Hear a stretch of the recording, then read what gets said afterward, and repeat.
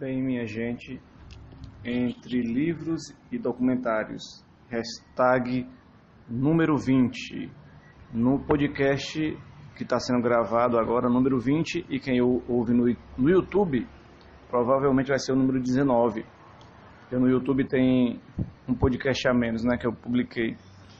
Hoje, eu estou gravando esse podcast, no dia 26 de abril de 2018, uma quinta-feira. Estamos aqui na expectativa dos acontecimentos mundiais, do Brasil, de Fortaleza, o dia a dia da Batalha das Pessoas. Aqui no centro da cidade, quem ouve o podcast agora e está escutando barulho de carro passando, moro bem em frente a Duque de Caxias e os carros passam aqui toda hora. Entre livros e documentários é porque eu estou sempre lendo alguma coisa, sempre vendo alguma coisa, né? E essa semana eu tirei para comentar sobre isso que eu estou vendo. Elias Canetti, Massa e Poder, eu já falei sobre ele no podcast anterior, então eu vou continuar falando sobre ele aqui um pouco, sobre essa questão da massa, né? Das massas, que a gente sempre está conectado, né? O Elias Canetti fala muito da massa, ele cita até a natureza para citar o conceito de massa. Por exemplo, a chuva, né? As gotas que caem, a chuva que desce na terra, como ela desce, como ela vem como um sentido de massa, de união de gotas que formam a chuva, né? A densidade, quando as nuvens se formam, o céu cinza e aquela água que cai, né? Ele fala também em sentido do rio, o rio como a massa lenta.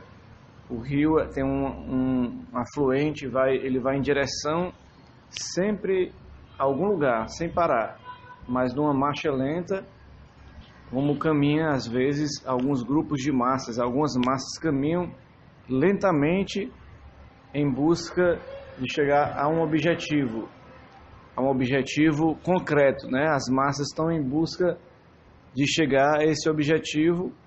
Então o rio seria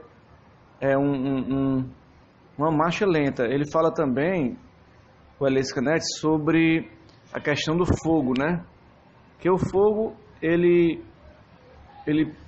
tem um princípio que coloca em evidência o fogo, mas quando você toca fogo, se tiver um local onde ele se espalhar, ele consome tudo, né? E deixa só cinzas no final. E a questão da massa aí seria o fogo se alastrando, né? Nas florestas, seria os incêndios, né? Muita gente provoca incêndio e a massa se torna, no caso, quando o fogo consome as pessoas, né? Consome os utensílios, consome os móveis, consome a floresta. Então o conceito de massa é esse, o conceito de massa está nessa situação de que o fogo consome tudo, né? Então ele também falou sobre fogo, o ar. Ele fala sobre o ar, o conceito de massa em relação ao ar. O ar, tem o ar e o vento, né? O ar que a gente respira, ele, de certa forma, ele vem do vento, do oxigênio que a gente passa por nós, outras pessoas respiram. E o conceito de vento, a ventania, ele também é massa, porque ele vai passando e levando também tudo que vem pela frente. Ele vai interferindo em massa na realidade das pessoas, né?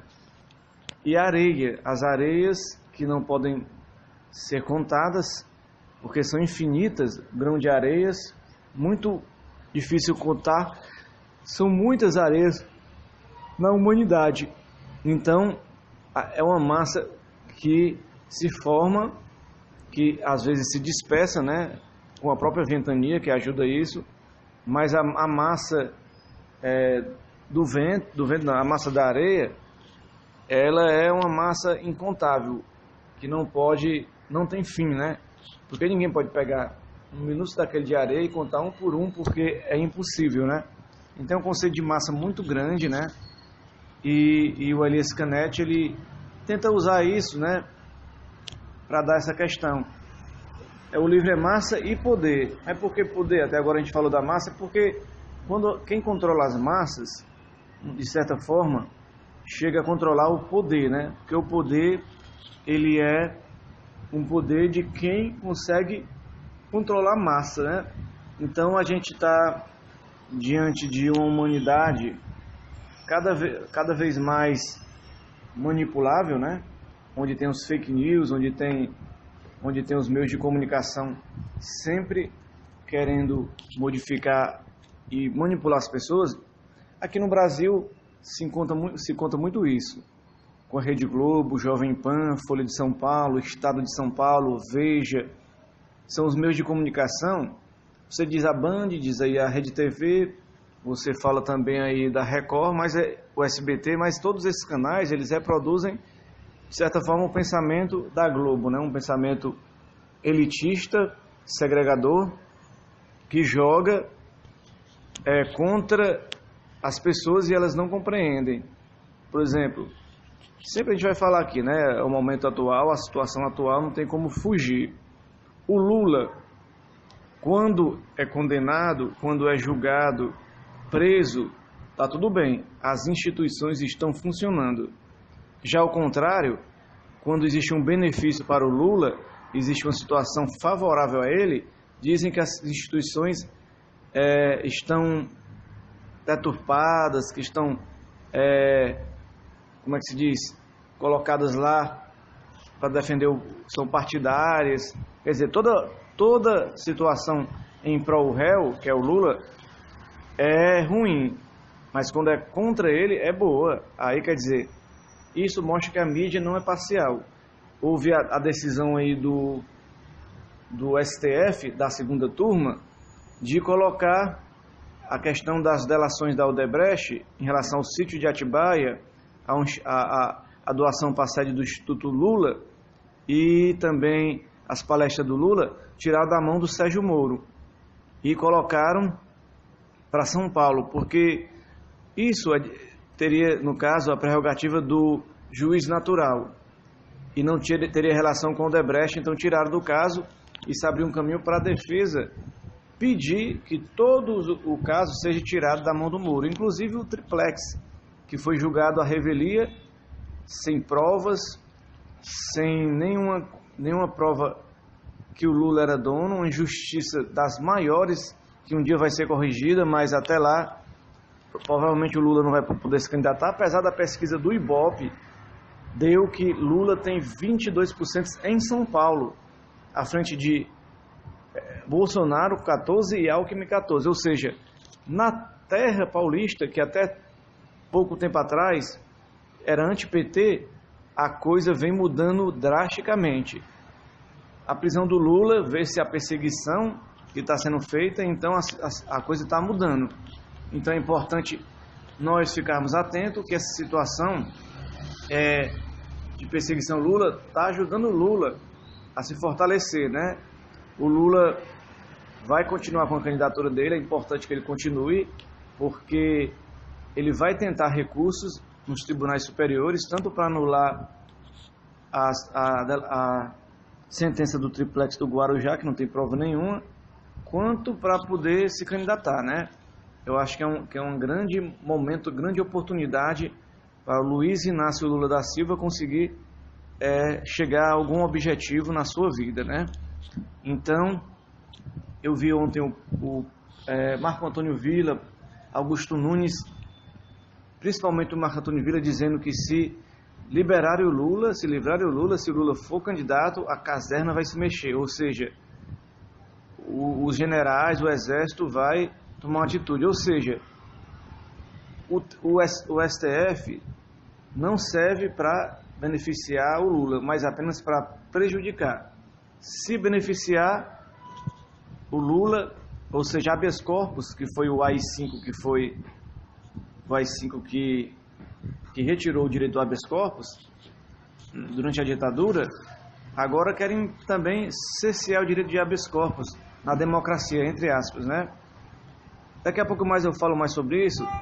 O segundo livro que eu estou lendo, Meditações para Curar Sua Vida, Luiz e Rei.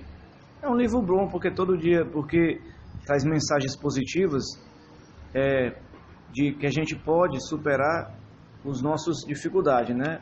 Por exemplo, eu vou abrir aqui uma página e vou ler só um que ele fala sobre as contas. Minhas contas são a afirmação de minha capacidade de pagar. Pago minhas contas com facilidade. Eu estou lendo o livro, né, para você ver o que é interessante e como é que ele tenta nos ajudar. O poder que nos criou colocou neste mundo tudo o que podemos desejar, mas depende de nós nos tornarmos merecedores e aceitar todas as dádivas. O que possuímos agora, pouco ou muito, é o que aceitamos. Quem deseja algo diferente ou mais do que tem, não conseguirá nada com queixumes. Para ganhar mais, será preciso expandir a conscientização.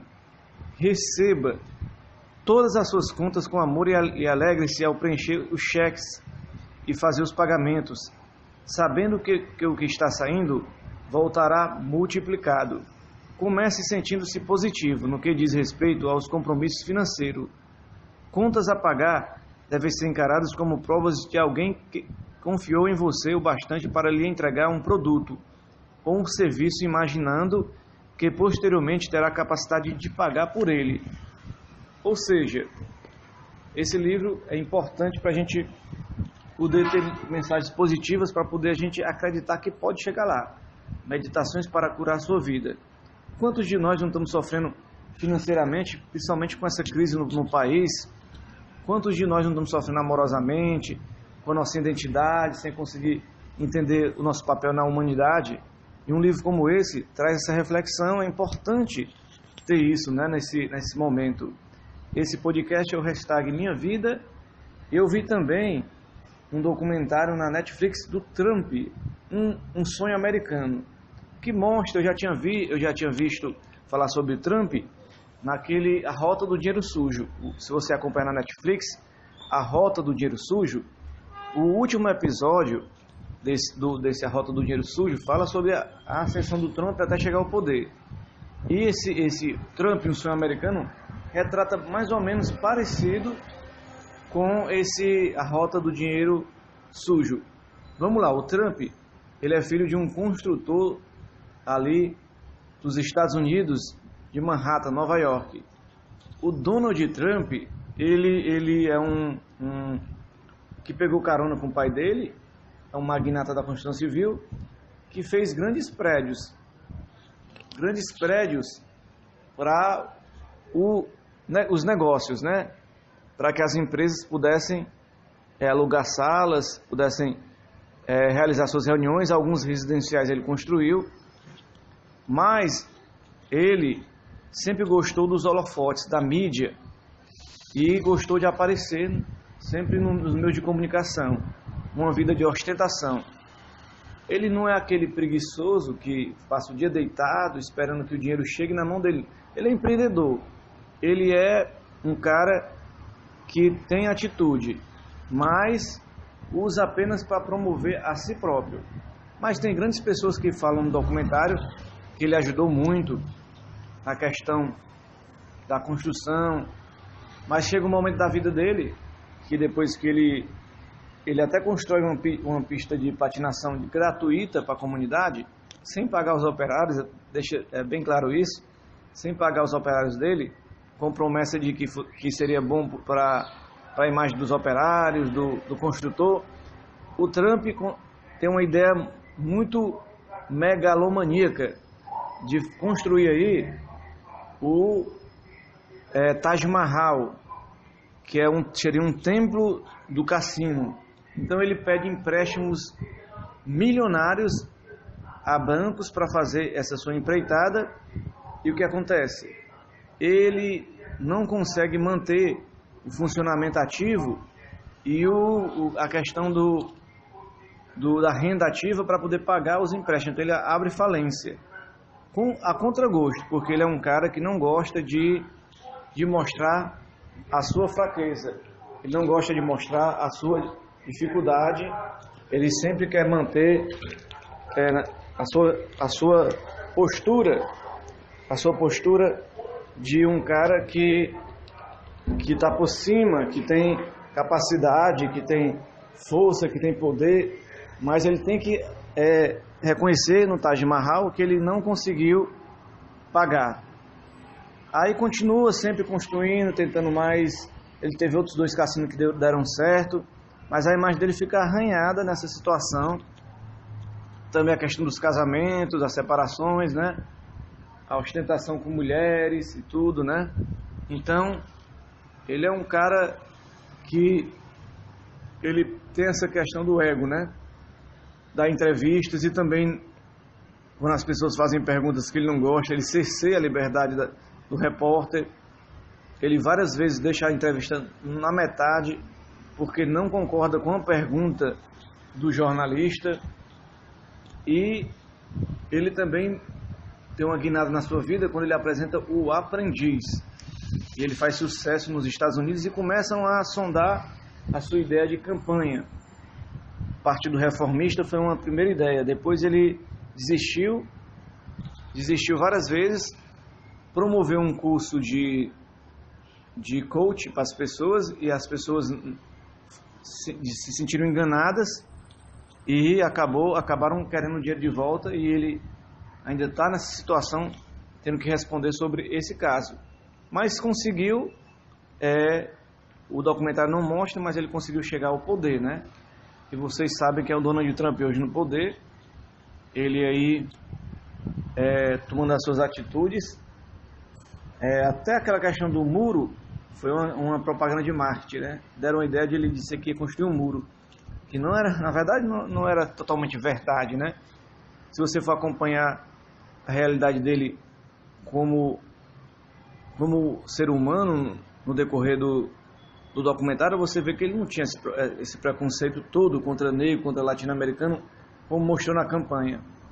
Não tinha esse preconceito todo. Claro que ele teve que assumir um discurso de soberania nacional dos Estados Unidos, mas não era propriamente um discurso antissemita, né? Mas ele acabou assumindo um discurso que as pessoas se identificaram, né? Aquela questão do cara que resolve rápido, né? A situação. E vamos passar aqui para o documentário que eu vi, Gold Star, a história oficial das Copas. Quem gosta de futebol provavelmente vai gostar desse documentário que eu estou assistindo na Netflix, que eu acabei de assistir. O Gold Star, a história oficial das Copas, traz mais gols, números.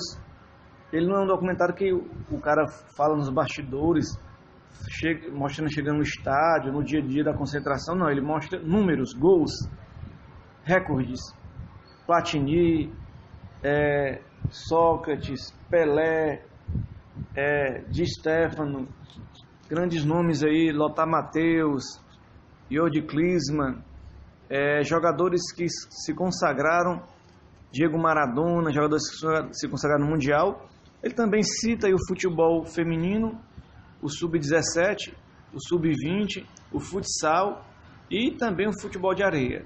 E o game FIFA, né, o Mundial de Game da FIFA. Então ele é um documentário completo com números, apesar de não ser uma sequência que você pode acompanhar. É aleatório, cada episódio é aleatório, ele mistura vários dados, então é interessante, é legal, mas não é um documentário que mostra bastidores. Se você quiser assistir bastidores, tem tanto documentário aí no YouTube que você pode acompanhar sobre Copa do Mundo, que seria mais interessante. E outro livro que eu li aqui foi Contra a Lava Jato. É de um professor de Curitiba, né, que tem mestrado, pós-graduação, mestrado, doutorado. Ele fala sobre essa questão da Lava Jato, sobre como a Lava Jato surgiu como ideia de punitivismo, de combate à corrupção e caça às bruxas, do punitivismo. E a outra ideia que seria o garantismo, né? Garantismo é que o Estado teria que respeitar a pessoa humana. Então, a Constituição seria essa garantia que a pessoa teria contra a opressão do Estado. Então, ele conta toda essa questão da Lava Jato, conduções coercitivas, prisão preventivas, citou até o caso da Mônica Moura, que ficou presa num presídio muito perigoso, sem muitas condições.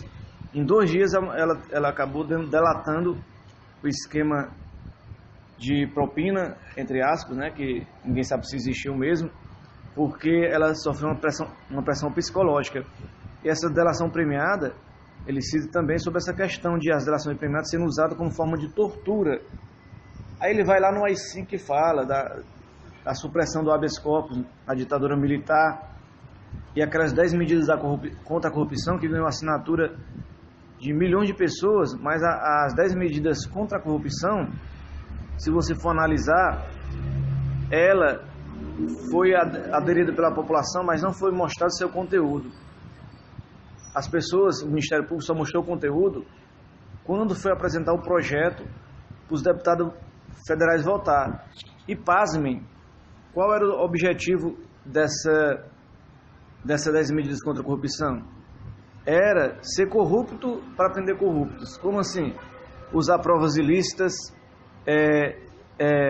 como é que se diz? Supressão de habeas corpus, diminuição do habeas corpus. Então, também, várias situações aí ruins, que seriam situações que deixariam os direitos humanos sem poder agir, ou seja, um Estado nazista. Já estão usando esse Estado nazista. República de Curitiba, Gilmar Mendes deixou bem claro que daqui a pouco eles vão ter que escolher os ministros de Curitiba, porque é uma república querendo se sobressair sobre os demais direitos do povo brasileiro. E esse Contra a Lava Jato, esse livro que eu estou lendo em PDF, ele me dá uma visão clara, que eu abaixei, né, tá até gratuito na internet. Há uma visão clara que a gente tem que ter uma autocrítica sobre a Lava Jato, porque mesmo que ela tenha um objetivo central de combate à corrupção, ela está passando por cima de direitos. E as pessoas hoje estão aplaudindo, mas quando um dia chegar a bater na sua porta, elas não vão gostar. Então, ou se reage agora a sociedade, ou a sociedade se reage contra essas arbitrariedades, contra essa agressão ao Estado de Direito democrático, ou daqui a pouco as pessoas vão sofrer mais e mais e não vão saber como se defender e não vão ter ninguém para defendê-las. Então, temos que ver esse livro que eu li, Contra a Lava Jato, uma maneira de se politizar, entender como é que o processo que a gente vive, o que é que está por trás da Lava Jato. A CIA, é os Estados Unidos, tem um sistema por trás da Lava Jato. Tacla Duran, né, já falou isso, o advogado da Odebrecht, que foi criminoso também, mas todos os criminosos que fizeram delação, tiveram perdoado os seus crimes, eles eram criminosos também. Então o Tacla Duran está na Espanha, mas ele revelou que existe uma sujeira por debaixo dos panos da Lava Jato. Existe uma sujeira gravíssima em relação a todo esse sistema da Lava Jato. Segundo o Tacla Duran, que teriam as delações premiadas e existiriam dinheiro rolando por baixo dos panos e o Zuco Tolo, amigo do Sérgio Moro, estaria envolvido. Isso quem diz é o Tacla Duran, entendeu? E outras situações aí, né, que estão suspeitas, que estão nos bastidores, que podem vir à tona. Então, se isso se comprovar, a Lava Jato poderia até ser anulada, né? Então, eu acho que futuramente ela vai ser anulada, que o objetivo é tirar o Lula, mas o Lula lidera as pesquisas em todos os cenários. A perseguição ao Lula está claro no mundo inteiro. O Lula está numa prisão sem a necessidade de defesa. Ele está lá e dizem que esses dias que ele passou lá, 17 dias, já foi gasto 150 mil reais para manter ele lá. É uma mentira, né? Deslavada para poder confundir a opinião pública, porque o Lula não está podendo nem receber os amigos, os colegas. Até o Adolfo Esquivel, o Leonardo Boff foi lá para visitar, não pôde. O Martinho da Vila pediu para ir, o Ciro foi negado. parlamentares de comissões foi negado visitá-lo. Então, é uma situação para deixar o Lula incomunicável. É muito temerosa a situação do Brasil hoje, que a gente está passando, essa ditadura da toga, essa ditadura que a mídia alimentou, culpa do STF também, que deixou chegar onde chegou, não barrou essa situação antes, não barrou no sentido de não colocou a casa em ordem para que os direitos ao preso da ampla defesa tivessem sido garantidos. Então, a situação que a gente está vivendo hoje, estado de exceção, graças às autoridades que deixaram chegar aonde chegou. Eu sou Carlos Emanuel e esse é o podcast A Minha Verdade. Também tem a sua verdade. Fale, opine, se manifeste. Bem, minha gente, entre livros e documentários, hashtag número 20, no podcast que está sendo gravado agora, número 20, e quem ouve no YouTube, provavelmente vai ser o número 19. Porque no YouTube tem um podcast a menos, né, que eu publiquei. Hoje, eu estou gravando esse podcast, no dia